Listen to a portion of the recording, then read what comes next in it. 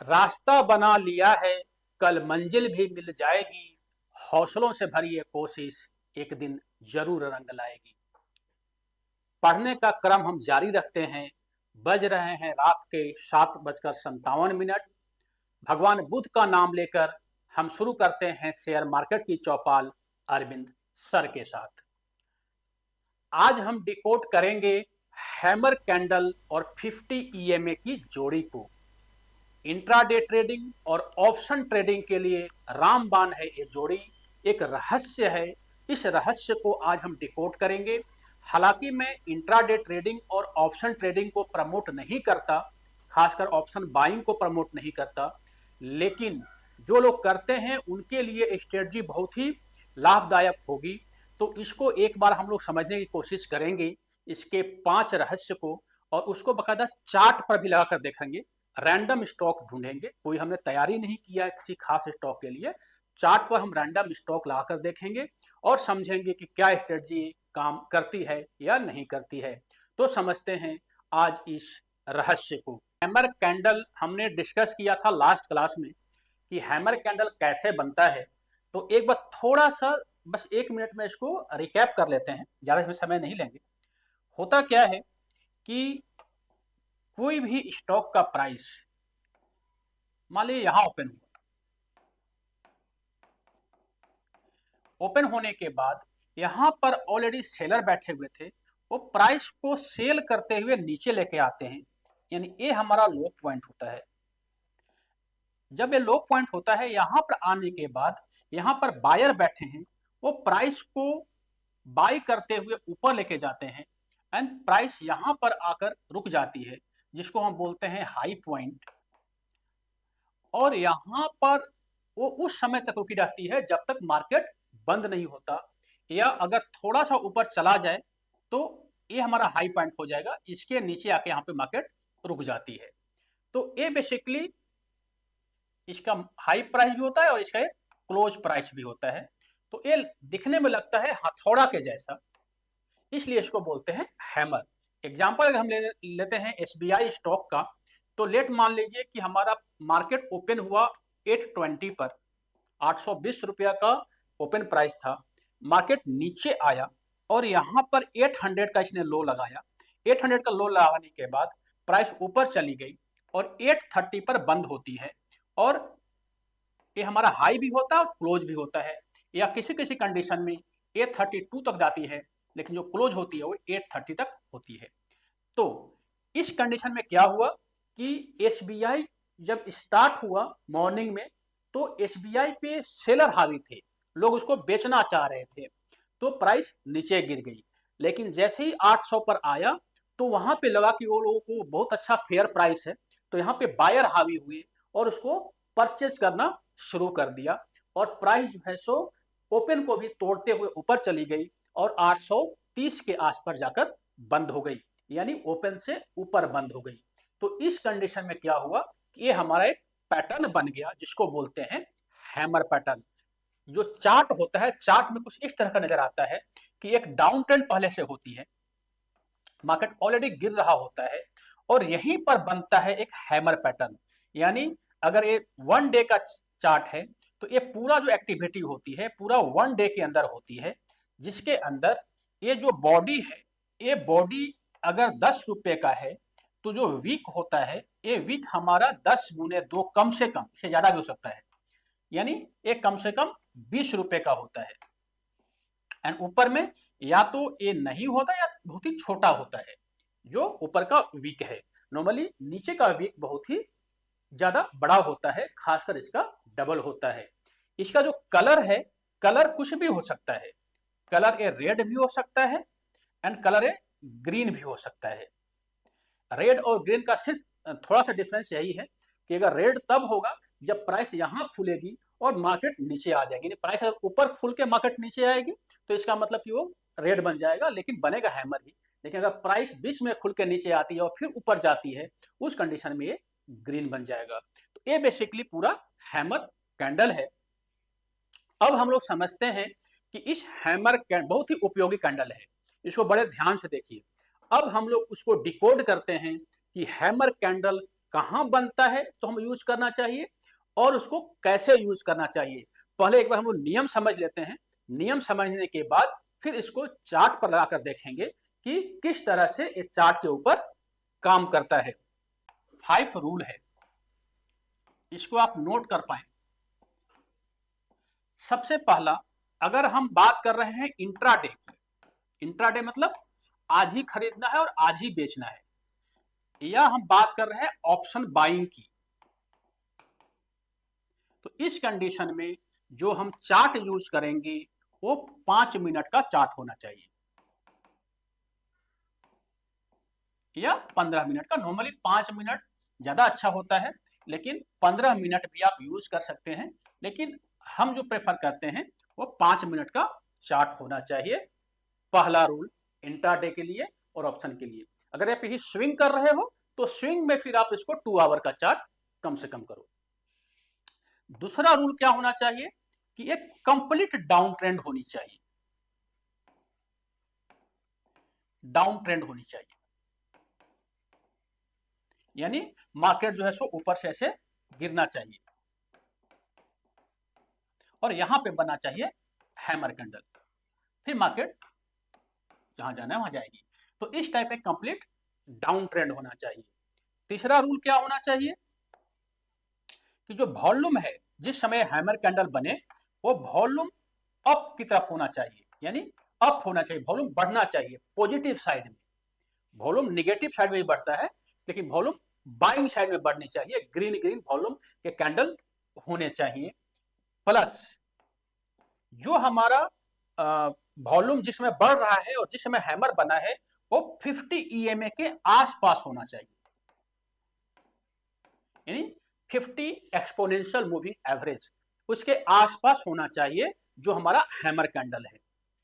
अगर उसके ऊपर है या उसके जस्ट सटा हुआ है तो सोने पे सुहागा, लेकिन थोड़ा सा अगर आगे पीछे भी है तो चलेगा। चौथा जो हमारा इसमें है कि जो जो हम हर वीडियो में बताने की कोशिश करते हैं कि उस समय MACD लाइन जीरो लाइन से ऊपर होनी चाहिए। MACD में 2 लाइन होती है, एक सिग्नल लाइन होती है और एक जीरो लाइन होती है। तो हम जो बात कर रहे हैं, सॉरी, एक सिग्नल लाइन होती है और MACD लाइन होती है। जीरो लाइन यानी MACD ऐसे होता है, अगर आप देखेंगे तो यहाँ पे जीरो लाइन बीच में होती है, तो जो MACD का लाइन है वो ऐसे इसे ऊपर जानी चाहिए। सिग्नल लाइन की बात नहीं कर रहे, MACD की बात कर रहे हैं। एंड जो पांचवा, इसका अगर वीडियो नहीं देखा हो तो बहुत ही हमने डिटेल वीडियो बनाई है ना, उसको जाकर देख सकते हैं। एंड पांचवा RSI, उस समय जिस समय की हम ट्रेड लेने वाले हैं, जिस समय हैमर कैंडल बना है उस समय नहीं, जिस समय हम एक्चुअल ट्रेड लेने वाले हैं हैमर कैंडल के बिहाफ पे, उस समय हमारा RSI 50 से ऊपर होनी चाहिए। तो ये 5 इसके रूल हैं। 5 मिनट का कैंडल, डाउन ट्रेंड होना चाहिए, वॉल्यूम अप होनी चाहिए, जिस समय वॉल्यूम अप हो रहा हो हमारा हैमर कैंडल 50 EMA के पास होनी चाहिए, और MACD हमारा जीरो लाइन से ऊपर और RSI 50 से ऊपर होनी चाहिए। ये अगर टोटल 5 कंडीशन आपको मिले और हैमर कैंडल नजर आए, साफ सुथरा नजर आए, तो हमें इस पे ट्रेड के लिए प्लान करना चाहिए। अब हम इसको सीखेंगे कि ट्रेड कैसे लेते हैं। ये तो हमारे रूल हो गए, तो अब इसको बकायदा चार्ट पर लाकर देखेंगे कि चार्ट पर ये कैसे नजर आता है और कैसे हम बकायदा पहचानेंगे कि हमारा हैमर कैंडल बन चुका है और हमें अब ट्रेड लेना चाहिए। ये हमारा ट्रेडिंग व्यू का चार्ट है। नॉर्मली ट्रेडिंग भी बहुत ही पॉपुलर है, तो अगर आप जीरोधा में भी अगर काम करते हैं, नॉर्मली मैं ज्यादा जीरोधा का यूज करता हूं, उनका जो चार्ट IQ है, लेकिन उसके अंदर ट्रेडिंग व्यू का भी ऑप्शन है, तो अगर आप ट्रेडिंग व्यू वहां खोलेंगे तो ट्रेडिंग व्यू भी मिल जाएगी, है ना। इसमें थोड़ा थोड़ा साफ साफ नजर आता है, इसलिए हम ट्रेडिंग व्यू को प्रेफर करते हैं। इसके अंदर जब चार्ट को आप खोलेंगे तो जो वॉल्यूम होता है नीचे वो बना बनाया मिल जाता है। इसके अलावा फ्री वाले जो सॉफ्टवेयर होते हैं जिसमें कि आप फ्री यूज कर सकते हो, वॉल्यूम के अलावा 2 आप इसमें इंडिकेटर और लगा सकते हो, तो हमें 2 ही चाहिए। ये हमारा चार्ट हो गया। जैसे स्टेट बैंक का चार्ट है, इसको हम चेंज करते हैं, चाहे तो इसको किसी को भी चेंज कर सकते हैं, है ना। HDFC कर सकते हैं, रिलायंस कर सकते हैं। यहाँ पे पीछे में बगल में ना वॉच लिस्ट होता है, तो वॉच लिस्ट को चाहे तो बंद कर सकते हैं, चाहे तो इसको ओपन कर सकते हैं, तो किसी का भी आप करें, आपका लगभग सेम हर जगह काम करेगा। तो लेट मान लीजिए हम स्टेट बैंक में ही करते हैं। सबसे पहले हम चार्ट में क्या करेंगे, इस चार्ट के अंदर पहला इंडिकेटर लगाएंगे मूविंग एवरेज एक्सपोनेंशियल। यहाँ क्लिक करेंगे, यहाँ लिखेंगे मूविंग एवरेज, MOV। जब यहाँ करेंगे तो यहाँ पे मूविंग एवरेज एक्सपोनेंशियल आ जाएगा, इस पर क्लिक करेंगे, इसको क्लोज कर देंगे। एंड मूविंग एवरेज एक्सपोनेंशियल को हम अभी जो डिफॉल्ट होता है वो 9 का बन के आता है, यहाँ पर क्लिक करेंगे, यहाँ पर क्लिक करेंगे सेटिंग में, यहाँ पर लिख देंगे 50 का हमें मूविंग एवरेज चाहिए। थोड़ा सा इसका जो विजिबिलिटी है वो थोड़ा सा बड़ा कर, थोड़ा मोटा कर देंगे ताकि हमें साफ साफ नजर आए। तो ये हमारा लग गया पहला इंडिकेटर मूविंग एवरेज 50 का। जो दूसरा इंडिकेटर हम लगाएंगे वो हम यहीं पर जाएंगे, इंडिकेटर के अंदर जाएंगे और यहाँ लिखेंगे हैमर, HAMM। तो यहाँ पे लिखा आ जाएगा हैमर बुलिश, इसको क्लिक कर देंगे, क्लोज करते हैं। तो ये हमारे वॉल्यूम पहले से लगा हुआ था, EMA 50 लग गया, हैमर बुलिश लग गया। अब इसको हम हाइड कर देते हैं। ये हमारा पूरा लग गया, चार्ट बन गया। अब इसी पे हमें काम करना है ना। अब देखिए, जब भी हमारा कोई भी हैमर कैंडल इस 50 EMA के पास बनती है, ये हमारा 50 EMA है, ये 5 मिनट का चार्ट है। अगर इसको चाहें तो आप 15 मिनट का भी कर सकते हैं, यहाँ पे क्लिक करके इसको आप 15 मिनट का भी कर सकते हैं, है ना। लेकिन चूंकि हमें इंट्राडे काम करना है, यानी आज ही खरीदना और आज ही बेचना है, तो हम इसको 5 मिनट पर जाएंगे, यहाँ क्लिक करेंगे। तो ये हमारा 50 EMA है। जब भी हैमर कैंडल हमारा इसके आसपास बने, है ना, या देखिए जो हमने हैमर कैंडल अभी बुलिश था, यहाँ पे H लिखा हुआ गया, H। तो अगर ये H हमारा 50 EMA के आसपास हो तो बड़ा ही काम का है। और जिस समय H लिखा हुआ है इसका मतलब ये हैमर है, H लिखा हुआ है ना, ये हमारा H लिखा हुआ, यानी ये हमारा हैमर बन गया। इसी तरह से ये हमारा हैमर बन गया, यहाँ पे हमारा हैमर बन गया। तो ये बिना आपको दिमाग लगाए ये खुद ही आपको बता देता है कि यहाँ पर हैमर पैटर्न बन रहा है। लेकिन ऐसा नहीं कि हैमर पैटर्न बना तो इमीडिएटली हमने ट्रेड लेना शुरू कर दिया। उस समय हम क्या देखेंगे, जब भी हमारा हैमर पैटर्न बनेगा तो उस समय नॉर्मली अगर आप ज्यादा इसमें लगा सकते हैं, अगर आप अपने ब्रोकर के पास काम करें तो आप ज्यादा चार्ट लगा सकते हैं। तो उसमें आप नॉर्मली देख लीजिए कि MACD हमारा 0 से ऊपर होना चाहिए और RSI 50 से ऊपर होना चाहिए। वो तो नॉर्मली होना ही चाहिए हर समय बाई के लिए। लेकिन जिस समय ये बनेगा उस समय देखेंगे कि हमारा क्या वॉल्यूम थोड़ा सा उस समय में वॉल्यूम बढ़ रहा है या घट रहा है ना। तो पहला तो जैसे मान लो कि यहाँ पे बना है, तो यहाँ पे हम देख रहे हैं कि वॉल्यूम जो है सो हमारा ग्रीन थोड़ा ज्यादा है ना। यहाँ पे बना है तो यहाँ पे वॉल्यूम पहले ही थोड़ा सा बढ़ रहा है, तो थोड़ा सा देखेंगे कि वॉल्यूम हमारा ज्यादा, क्योंकि 5 मिनट का चार्ट है तो बहुत ही ज्यादा अच्छा से नजर नहीं आएगा। लेकिन थोड़ा सा देखेंगे रेड से हमारा ग्रीन कैंडल ज्यादा होना चाहिए और थोड़ा सा बड़ा होना चाहिए, पहला चीज। दूसरा चीज हम देखेंगे कि जिस समय हैमर बना है क्या कोई डाउन ट्रेंड है या नहीं है। आपको हमने तरीका बताया था अभी। तो पहला हम कि हाँ बिल्कुल डाउन ट्रेंड है, एक डाउन ट्रेंड के अंदर है। जिस समय यहाँ हैमर बना है एक डाउन ट्रेंड के अंदर है, जिस समय यहाँ हैमर बना है एक डाउन ट्रेंड के अंदर है, यानी मार्केट डाउन ट्रेंड के अंदर है। डाउन ट्रेंड का मतलब होता है कि कम से कम 6 से 7 कैंडल बनना चाहिए, रेड कैंडल। उससे ज्यादा बने तो और अच्छी बात है, लेकिन कम से कम 6 से 7 कैंडल बनना चाहिए। 1 2 3 4 5 6 7 8 9 10, 1 2 3 ऐसे, उससे ज्यादा बने तो और अच्छी बात है, लेकिन कम से कम 7 से 8। तो पहला हमने देख लिया कि वॉल्यूम हमारा इंक्रीजिंग है, मार्केट डाउन ट्रेंड में है। अब हम ट्रेड कैसे लेंगे। ट्रेड का बहुत ही सिंपल सा तरीका है कि ऐसा नहीं कि जैसे ही ये बना और हम ट्रेड लेंगे, हम वेट करेंगे उस कैंडल को 50 EMA के ऊपर क्लोज होने का एंड उसका फॉलोअप कैंडल बनने का। जैसे यहां पर देखिए, यहां पर क्या हुआ कि हमारा यहां बन गए,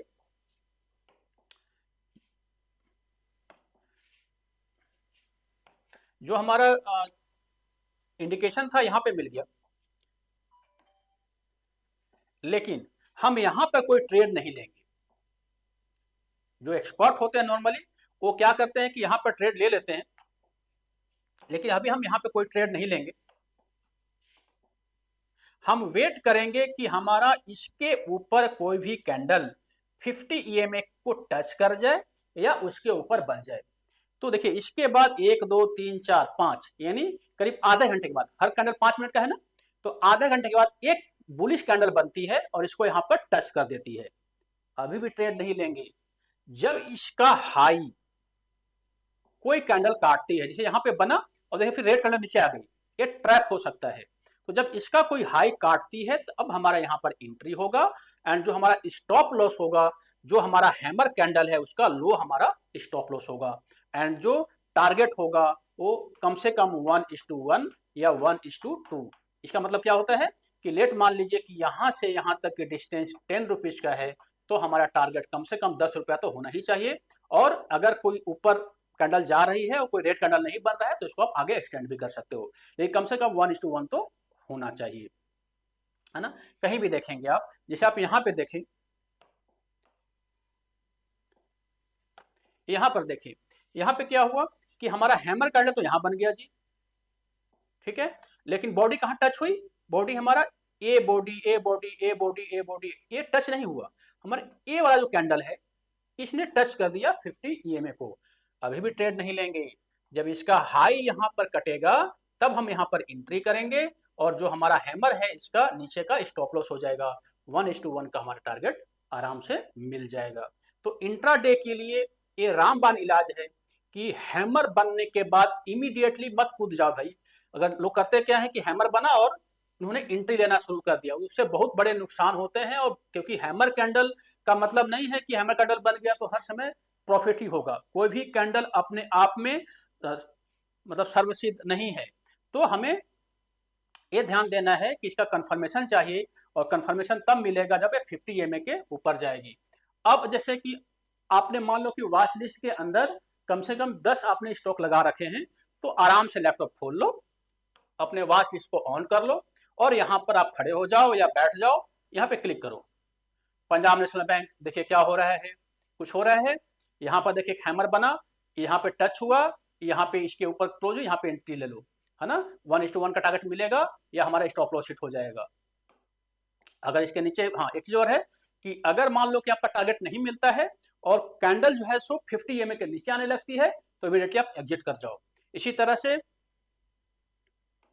यहाँ पर देखो सबसे अच्छा उदाहरण है कि यहाँ पर क्या हुआ कि यहाँ पे एक आपका हैमर कैंडल बना, लेकिन इसके ऊपर हमारा कोई भी कैंडल क्लोज नहीं हुआ, है ना। तो उससे क्या हुआ कि आप ट्रैप से बच गए। यहाँ पे हैमर कैंडल बना, यहाँ पर ये कैंडल जो है सो ऊपर ऊपर यहाँ पे टच हुआ यानी ऊपर बंद हुई, लेकिन उसके ऊपर कोई फॉलोअप कैंडल नहीं बना, ट्रैप से बच गया आप।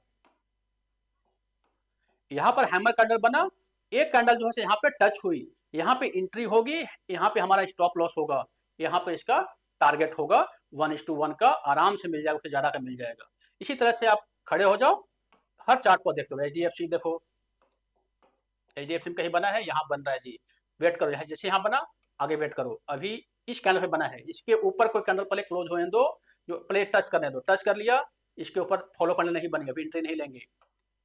ये टच किया, इसके ऊपर फॉलो कैंडल बनेगा क्योंकि यहाँ पे हैमर बना हुआ है, यहाँ पे एंट्री ले लेंगे, स्टॉप लॉस हमारा ये होगा। जैसे इसके नीचे आई हम एग्जिट हो जाएंगे, यहाँ पे हम नो प्रॉफिट नो लॉस में निकल जाएंगे।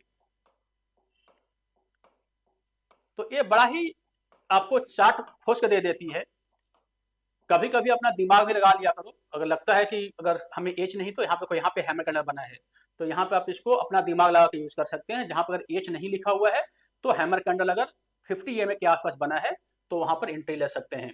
इसी तरह से टाटा मोटर्स, टाटा स्टील में देखो क्या हुआ, यहाँ पे बना हैमर कैंडल, ऑलरेडी 50 के ऊपर है, इसके ऊपर एक कैंडल क्लोज हुआ, इसका वेट करेंगे, इसका ऊपर क्लोजिंग का, इसके ऊपर एक कैंडल क्लोज हुई, ये बना हैमर कैंडल, इसके ऊपर एक कैंडल क्लोज हुआ, 50 करोड़ ऊपर है, इसके ऊपर जैसे ही क्लोज होगा यहाँ पे हम ले लेंगे एंट्री, इस वाले कैंडल पे एंट्री लेंगे, टारगेट, ये हमारा स्टॉप लॉस, बहुत ही छोटा स्टॉप लॉस, टारगेट हमारा 1:3, है ना।